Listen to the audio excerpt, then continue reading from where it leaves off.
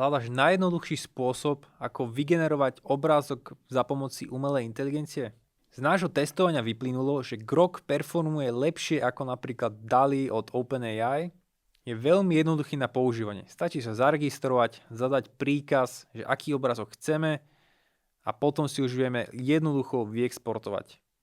Väčšine bežných používateľov umelej inteligencie bohate vystačí.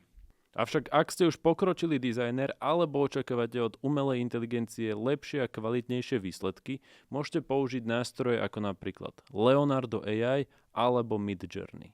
Každopádne cieľom je pomáhať si pri tvorbe obrázkov, vizualizácii grafík umelou inteligenciou. Možno ste zachytili reklamy od veľkých spoločností ako napríklad Coca-Cola, ktoré už vytvorili celú jednu reklamu čisto vďaka umelej inteligencii. Fungovalo to tak, že profesionálni tvorcovia reklám pracovali s nástrojmi s umelou inteligenciou, zadávali tam dobré príkazy a na základe toho umelá inteligencia vytvorila nejaké teda snímky, fotky, celé sekvencie a tie sa potom upravili. To znamená, vôbec sa nerozprávame o tom, že profesionálni tvorci videí nemajú čo robiť a nahradí ich AI, to vôbec. Ide o to, že AI je ďalším z nástrojov, ktoré keď používajú aj títo profesionálni tvorcovia videí, vedia si veľmi pomôcť.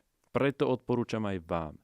Začnime spoločne používať AI na tvorbu či už obrázkov, grafík, vizualizácií, videí. Pomôcť nám s tým môžu aj tie nástroje, ktoré sme spomenuli.